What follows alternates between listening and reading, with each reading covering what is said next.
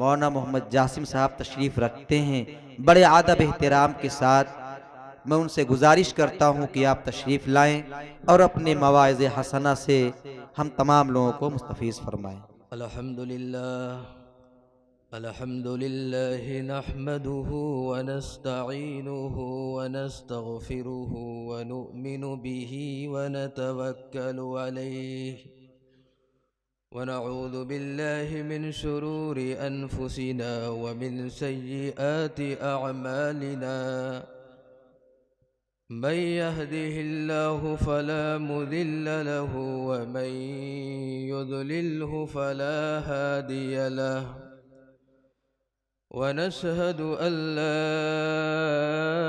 إله إلا الله وحده لا شريك له ونشهد أن سيدنا وسندنا وحبيبنا ومولانا محمدا عبده ورسوله أما بعد فقد قال الله تعالى في القرآن الكريم أعوذ بالله من الشيطان الرجيم بسم الله الرحمن الرحيم ومن يبتغ غير الإسلام دينا فلن يقبل منه وهو في الآخرة من الخاسرين وقال تعالى في موضع آخر لن يخلف الله وعده صدق الله العظيم۔ میرے بھائیو عزیزو دوستو، اللہ رب ذوالجلال نے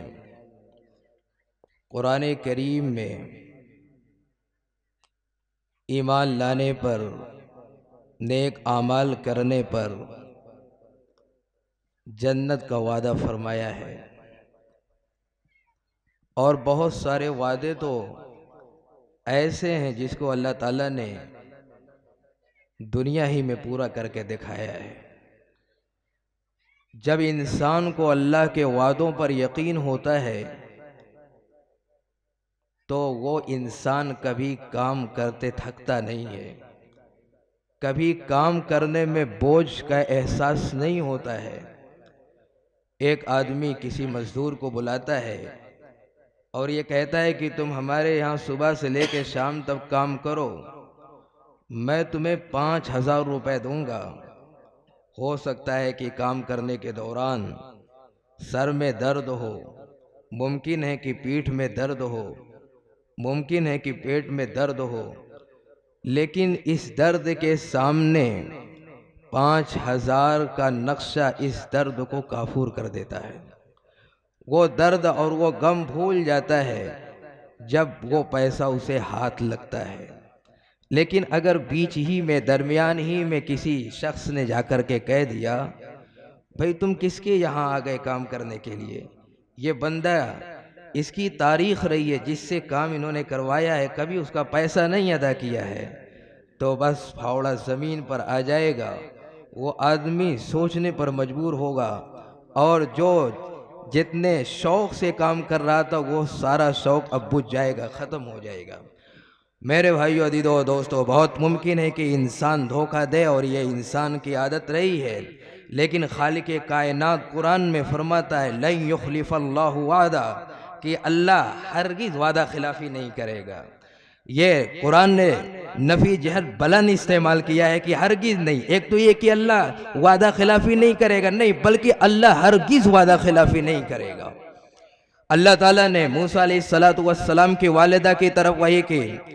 وَأَوْحَيْنَا إِلَىٰ أُمِّ مُوسَىٰ أَنْ أَرْضِعِيهِ فَإِذَا خِفْتِ عَلَيْهِ فَأَلْقِيهِ فِي الْيَمِّ وَلَا تَخَافِي وَلَا تَحْزَنِي إِنَّا رَادُّوهُ إِلَيْكِ وَجَاعِلُوهُ مِنَ الْمُرْسَلِينَ۔ اللہ نے موسیٰ علیہ السلام کی والدہ کی جی میں یہ بات ڈالا کہ تم موسیٰ کو دودھ پلاؤ جب تمہیں اندیشہ ہو، جان کا اندیشہ ہو، فَإِذَا خِفْتِ عَلَيْهِ فَأَلْقِهِ فِي الْيَمِّ، تو میرا حکم یہ ہے کہ تم ان کو دریا میں ڈال دینا۔ وَلَا تَخَافِي وَلَا تَحْزَنِي، تم خوف مت کرنا، رنج میں پڑنے کی ضرورت نہیں ہے، یہ میرا وعدہ ہے۔ إِنَّا رَادُّوهُ إِلَيْكِ، میں موسیٰ کو تمہاری گود میں لوٹا کر کے دکھاؤں گا۔ وَجَعِلُوهُ مِنَ الْمُرْسَلِينَ، نہ صرف گود میں لوٹاؤں گا بلکہ وقت کا نبی بنا کر کے دکھاؤں گا۔ اللہ نے یہ وعدہ کیا، ورنہ کون ماں کی ممتا ایسی چیز ہوتی ہے کہ جہاں پر عقلیں کام کرنا بند کر دیتی ہیں۔ بظاہر ایسا لگ رہا ہے سارا کام عقل کے خلاف ہو رہا ہے کہ بچہ وہ بھی صندوق میں جہاں ہوا پاس ہونے کا کوئی ذریعہ نہیں، تو یہاں ہوا سے دم گھٹنے کا اندیشہ ہے، وہ بھی دریا میں ڈالنے کا حکم ہو رہا ہے کہ اس میں تو وہ غرق ہو کر کے ختم ہو جائے گا۔ لیکن انہوں نے اپنی عقل پر عمل نہیں کیا، اللہ کے فرمان پر عمل کیا، اور انہوں نے اللہ پر اعتماد کر کے، بھروسہ کر کے انہوں نے دریا میں ڈال دیا۔ تو اللہ تبارک و تعالیٰ نے کس کس طریقے سے موسیٰ علیہ السلام کو ان کی والدہ کے گود میں لوٹا کر کے دکھا دیا، اور یہ بتا دیا کہ تم جان لو کہ اللہ کا وعدہ حق ہے، اللہ وعدہ خلافی نہیں کرتا ہے، اللہ وعدہ خلافی نہیں کرتا ہے۔ آج سے رومیوں اور فارس کے درمیان بہت خطرناک قسم کی جنگ ہوئی، اور فارس والوں نے رومیوں کا بیڑا غرق کر دیا تھا۔ ایسے وقت میں قرآن کہتا ہے الف لام میم غلبت الروم فی ادنى الارض وهم من بعد غلبهم سيغلبون، کہ رومی تو مغلوب ہو گئے ہیں۔ قرآن کہتا ہے کہ بس چند سالوں کے اندر اندر یہ رومی دوبارہ پھر غالب آئیں گے۔ قرآن کریم کی یہ پیشن گوئی ایسے وقت میں ہو رہی ہے کہ اگر عقل سے دیکھا جائے، تاریخ کے اوراق کا مطالعہ کر کے دیکھا جائے، تو عقل دور دور تک یہ کہنے سے منکر ہے کہ رومی دوبارہ غالب آ سکیں گے، اس لیے کہ رومی کے بادشاہ کو اپنی جان بچا کر کے بھاگنی پڑی تھی، اور کفار کو چونکہ فارس والوں سے مشابہت تھی، وہ آگ کے پجاری تھے، یہ بت کے پرستار تھے، اور رومی یہ اہل کتاب تھے، ان کی مشابہت مسلمانوں سے تھی۔ تو کفار یہ کہنے لگے دیکھو جس طریقے سے فارس کے لوگوں نے رومیوں پر غلبہ حاصل کیا، ہم بھی تمہارے خلاف جنگ کریں گے، ہمیں بھی ایسے ہی غلبہ ملے گا۔ قرآن نے کہا کہ نہیں، ان قریب دوبارہ پھر رومی غالب آ کر کے رہیں گے، چند سالوں کے اندر یہ واقعہ ہوگا، اور زمین گواہ ہوگی، آسمان گواہ ہوگا، سارے لوگ اس کو دیکھیں گے۔ قرآن کریم نے جو یہاں پر ایک لفظ استعمال کیا فی ادنى الارض، یہ جو واقعہ پیش آیا زمین کے سب سے پستر علاقے میں پیش آیا ہے، اور ادنا یہ سپرلیٹو ڈگری ہے، اس میں تفضیل جو زیادتی معنی فاعلیت پر دلالت کرنے کے لیے آتی ہے۔ آپ جانتے ہیں کہ سپرلیٹو ڈگری میں کمپیئر آف آل ہوتا ہے، تمام چیزوں سے کمپیئر ہوا کرتا ہے، یعنی کہ روئے زمین میں سب سے پستر علاقہ قرآن کریم نشان نہیں کر رہا ہے، وہ فلسطین کا علاقہ ہے۔ ایک بہت بڑے سائنسداں وہاں ہے، تو وہاں کے مسلمانوں نے کہا کہ بھائی قرآن تو کہہ رہا ہے کہ یہ دنیا کا سب سے پستر علاقہ ہے، سب سے پستر، سب سے نچلا یہ علاقہ ہے۔ تو وہ کہنے لگے کہ نہیں بھائی، ہماری تحقیق تو یہ ہے کہ دنیا کا سب سے پستر علاقہ وہ فلاں جگہ ہے، وہ فلاں جگہ ہے۔ ان کے پاس مشین تھی، انہوں نے کہا کہ ابھی فیصلہ ہو جاتا ہے۔ انہوں نے مشین کو لگایا اور لکھ کر کے آ رہا ہے لاویسٹ ایریا آف دا ورلڈ، کہ دنیا کا سب سے پستر علاقہ یہ ہے جہاں پر ہم موجود ہیں۔ میرے بھائیو عزیزو دوستو، آپ بتائیں اللہ کے نبی صلی اللہ علیہ وسلم کوئی سائنسداں بن کر کے نہیں آئے، آپ صلی اللہ علیہ وسلم نے پوری دنیا کا سروے نہیں کیا کہ آپ بتا رہے ہیں کہ دنیا کا سب سے پستر علاقہ یہ ہے، لیکن قرآن کریم نے کہہ دیا دنیا کا سب سے پستر علاقہ یہ ہے، وہ رہے گا، لا تبدیل لکلمات اللہ۔ آج کیا ہے، ملک کے پارلیمنٹ میں بیٹھ کر کے آج قانون بنے گا، کل وہ قانون توڑا جائے گا، پرسوں وہ قانون توڑا جائے گا، لیکن قرآن نے جو لفظ کہہ دیا، جناب رسول اللہ صلی اللہ علیہ وسلم نے جو لفظ ارشاد فرما دیے، قیامت کی صبح تک اس کے اندر چینجنگ آنے والی نہیں ہے۔ میرے بھائیو عزیزو دوستو، آج سے 60-70 سال پہلے دنیا کے لوگ یہ کہہ رہے تھے کہ سورج یہ آسمان میں جڑا ہوا ہے، چاند یہ آسمان میں جڑا ہوا ہے، لیکن قرآن کریم آج سے 200 سال پہلے نہیں، 500 سال پہلے نہیں، بلکہ 1400 سال پہلے یہ کہتا ہوا آ رہا ہے، لا الشمس ينبغي لها أن تدرك القمر ولا الليل سابق النهار وكل في فلك يسبحون۔ لا الشمس ينبغي لها أن تدرك القمر، سورج کی یہ مجال نہیں کہ یہ چاند کو جا پکڑے، ولا الليل سابق النهار، رات کی یہ مجال نہیں کہ وہ دن سے پہلے آ جائے، اور یہ چاند اور سورج دونوں کے دونوں اپنے مدار میں تیر رہے ہیں، اور فلک کا جو اصلی معنی ہے وہ معنی ہے اس دائرے کو کہتے ہیں جس دائرے میں کوئی سیارہ تیر رہا ہوتا ہے، جس دائرے میں کوئی سیارہ تیر رہا ہوتا ہے۔ قرآن کریم نے 1400 سال پہلے یہ کہا کہ یہ سورج آسمان میں جڑا ہوا نہیں ہے، یہ چاند آسمان میں جڑا ہوا نہیں ہے، بلکہ یہ آسمان سے نیچے ہیں، اپنے اوربٹ کے اندر یہ تیر رہے ہیں۔ جب دنیا نے چاند پر قدم رکھا، قرآن کریم کی اس بات کی صداقت ان کے سامنے آئی کہ قرآن نے جو کہا وہ 100% صحیح کہا۔ میرے بھائیو عزیزو دوستو، آپ بتائیں کہ اللہ کے نبی صلی اللہ علیہ وسلم سائنسداں بن کر کے آئے ہیں، دنیا والوں کی تحقیق بدل گئی۔ ایک وہ وقت آنے والا ہے جب دنیا کا ہر فرد یہ کہے گا کہ قرآن نے جو کہا تھا وہ صحیح کہا تھا، حدیث نے جو کہا تھا صحیح کہا تھا۔ لیکن میرے بھائیو عزیزو دوستو، دنیا میں جو لوگ مان کر کے نہیں گئے ہوں گے، اس دن اقرار کرنا، یہ اقرار ان کو کام نہیں دے گا، یہ اقرار ان کو نفع نہیں دے گا۔ میرے بھائیو عزیزو دوستو، قرآن کریم میں اللہ تبارک و تعالیٰ نے وعدے فرمائے، اللہ کے رسول صلی اللہ علیہ وسلم فرماتے ہیں کہ لَتَفْتَحُنَّ الْقُسْطِنْطِینِیَّہ، ایک زمانہ آئے گا تم ضرور بھی ضرور قسطنطنیہ کو فتح کرو گے۔ آپ جانتے ہیں جو پڑھے لکھے لوگ ہیں اور عربک کلاسوں سے تعلق رکھتے ہیں کہ اللہ کے نبی یہاں لام تاکید، بانون تاکید، ثقیلہ استعمال فرما رہے ہیں۔ ایک تو یہ ہے کہ فتح کر سکتے ہو میں بھی ممکن ہے، پاسبل ہے، نہیں پاسبل نہیں بلکہ ڈیفینیٹلی یقینی ہے کہ تم قسطنطنیہ کو فتح کرو گے۔ اللہ کے نبی صلی اللہ علیہ وسلم نے یہ جملہ 1000 سال پہلے ارشاد فرمایا تھا، لیکن مسلمانوں نے میرے بھائیو عزیزو دوستو اللہ کے نبی صلی اللہ علیہ وسلم کے فرمان کے مطابق قسطنطنیہ پر اسلام کا جھنڈا لہرا دیا، قسطنطنیہ پر اسلام کا جھنڈا لہرا دیا۔ عدی بن حاتم اللہ کے نبی صلی اللہ علیہ وسلم کے پاس آتے ہیں، اللہ کے نبی صلی اللہ علیہ وسلم نے فرمایا عدی بن حاتم سنو، ایک زمانہ آنے والا ہے، وہ فلاں جگہ سے ایک عورت وہ کعبہ کا طواف کرنے کے لیے آئے گی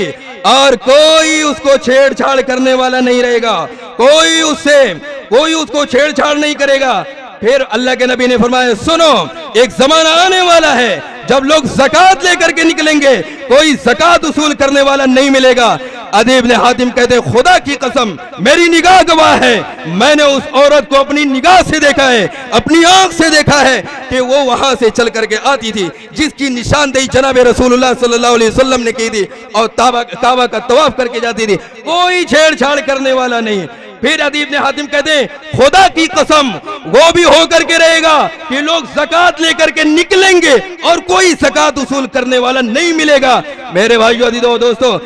عدی بن حاتم فرماتا ہے ایسا ہو کر کے رہے گا، کیوں؟ لِأَنَّ رسول اللہ صلی اللہ علیہ وسلم قال، دلیل یہ ہے کہ ہمارے پیغمبر نے، ہمارے محبوب صلی اللہ علیہ وسلم نے ارشاد فرمایا ہے، وہ تو اس زمانے میں نہیں ہوا،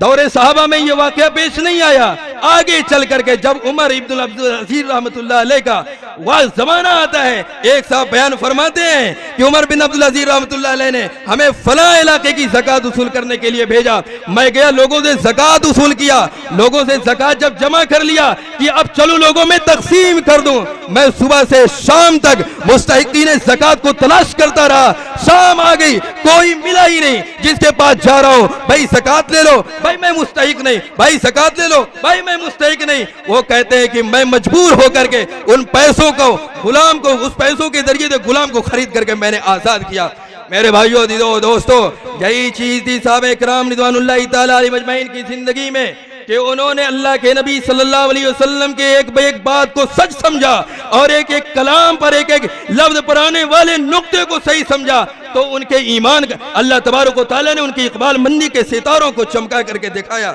میرے بھائیو عزیزو دوستو، اللہ کے نبی صلی اللہ علیہ وسلم فرما رہے ہیں جاؤ دیکھو فلاں جگہ ایک عورت جا رہی ہے، وہ مدینہ کی خبر لے کر کے مکہ جا رہی ہے، وہاں پہنچ جاؤ اور اس کے پاس ایک رکا ملے گا جس کے اندر یہ ساری خبریں نوٹ ہیں۔ حضرت علی رضی اللہ تعالیٰ عنہ فرماتے ہیں کہ ہم چند ساتھی وہاں پہنچے، آپ نے جس جگہ کی نشاندہی فرمائی تھی کہ وہ عورت فلاں جگہ ہے، میں نے اس عورت کو وہیں پایا اور کہا کہ وہ رکا نکالو، وہ خط نکال کر کے ہمیں دو۔ عورت کہنے لگی ہمارے پاس کچھ نہیں ہے، لیکن صحابہ کا ایمان دیکھیے، حضرت علی فرمانے لگے اگر تم نہیں دو گی وہ رکا نکال کر کے میں تمہیں ننگا کر دوں گا، اس لیے کہ ہمارے نبی نے فرمایا ہے، ہمارے پیغمبر نے فرمایا ہے، آپ کی بات جھوٹی نہیں ہو سکتی ہے۔ چنانچہ اس عورت نے بال کی چوٹی سے وہ رکا نکال کر کے آپ کے حوالے کیا۔ تو میرے بھائیو عزیزو دوستو، کہنے کا مطلب یہ ہے کہ ہم اللہ کے وعدوں پر یقین کریں، ہم رسول اللہ صلی اللہ علیہ وسلم کے وعدوں پر یقین کریں،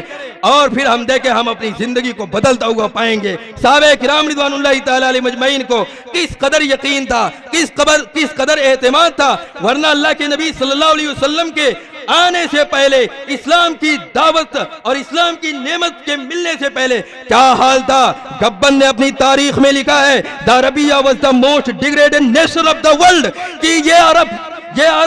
یہ ذلیل ترین حقیر ترین قوم میں ان کا شمار ہوتا تھا۔ یہی عمر ہے جو اپنے باپ کی بکریاں چرانے پر قدرت نہیں رکھتے تھے، اونٹ چرانے پر قدرت نہیں رکھتے تھے، کیا ایک بیک انہوں نے اپنی صلاحیت کے ذریعے سے، اپنی لیاقت کے ذریعے سے پورے عالم کو متحیر کر کے رکھ دیا۔ کیسر و کسریٰ سے ان کے تخت و تاج کو چھین لیا اور ایسی حکومت کو قائم کیا جو دونوں حکومتوں پر حاوی تھی، اور ان کا عدل، ان کا ورع، ان کا تقوی چھوڑ دیجئے، اس میں یہ بے مثل ہے۔ ایک موقع ان کے خلافت میں ایسا آتا ہے کہ دریائے نیل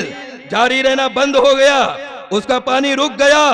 اب عمرو بن العاص رضی اللہ تعالیٰ عنہ کے پاس اہل مصر آتے ہیں اور یہ کہتے ہیں کہ ہمارے یہاں ایک پرمپرا پہلے سے جاری ہے کہ جب دریائے نیل جاری رہنا بند ہو جاتا ہے تو ہم ایک کنیا کو بہترین لباس میں ملبوس کرتے ہیں، بہترین زیورات اس کو پہناتے ہیں اور دریا کے حوالے کر دیتے ہیں، تب جا کر کے دریائے نیل جاری ہوتا ہے۔ اب آپ بتائیں یہ اجازت ہے ہمارے لیے، ہم یہ کام کر سکتے ہیں؟ عمر ابن العاص رضی اللہ تعالیٰ نے فرمایا ہرگز نہیں، تم یہ کام نہیں کر سکتے۔ اسلام